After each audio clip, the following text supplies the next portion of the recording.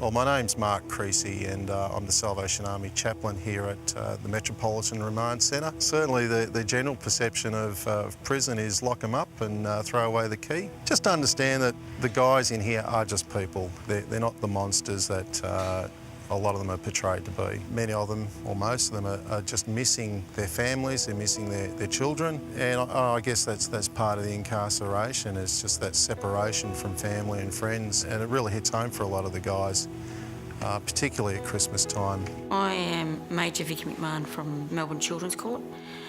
I've been here 11 years, 11 Christmases. There's a lot of families that the children are in care over Christmas. So that's a sad thing that I think, that they don't get to interact with their kids on Christmas Day. A lot of families too don't have a history of Christmas. They've been in probably care themselves, and so they don't have the family history that makes up our Christmas.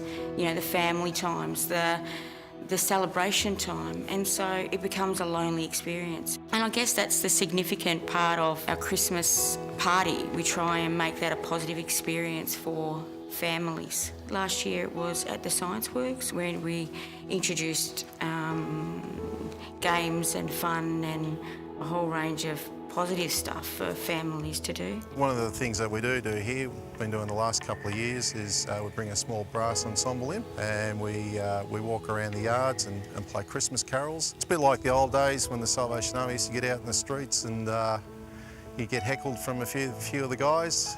Some of the guys come along and they take part in it. They sing and they really enjoy the time together, and it's a good opportunity just to sit down and just spend some time with each of the guys in the prison. I get to bed probably about 5 o'clock in the morning after I've done the rounds of putting swings together and trampolines together and making Santa boots and powder through the house and all that stuff. It's just, I don't have kids of my own, and so I guess for me, I have a vision of what Christmas was all about as a child.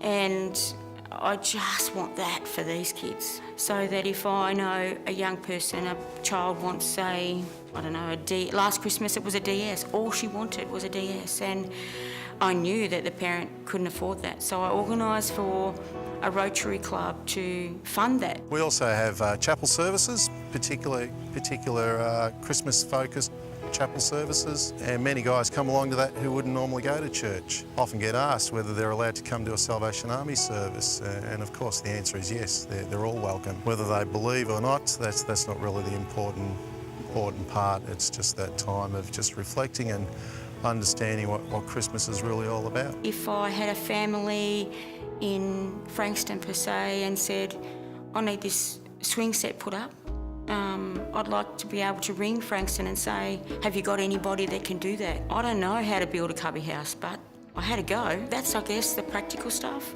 that might stop me from going from Frankston to Melton to wherever on Christmas Eve. And I know corps are busy and families are busy, but God is our practical God. And in that, chaplaincy to me is about that practical Christianity. We help out with prisoners' children, and we send gifts off to children, to all the prisoners' children across Victoria. And what I was able to do last year was with my local corps. Some of the senior members of the corps came alongside and helped me fill out the cards. Now, it doesn't seem like much, but as a lot of the ladies and some of the men who filled out those cards for me read the names of the children, they actually said a little prayer for them. They felt rather privileged to be able to do that, not just for me, but for the families. People feel very much disconnected, and so the Salvation Army is about reconnecting, showing that there are people that will respect them, that will care about them, that will show an interest. What we as Christians can do, I think, is respect people, acknowledge their existence rather than walking by. Say hello, because that's the thing that our community lacks, I guess, with the people that I work with, that I see day in and day out, is that they feel that they're not respected, they're not cared for, they're not listened to, they're not loved, I guess. These are people, and I believe God loves them regardless of what they've done. I think if we can look at them through the eyes of God and through the eyes of Jesus, that will certainly make a huge difference.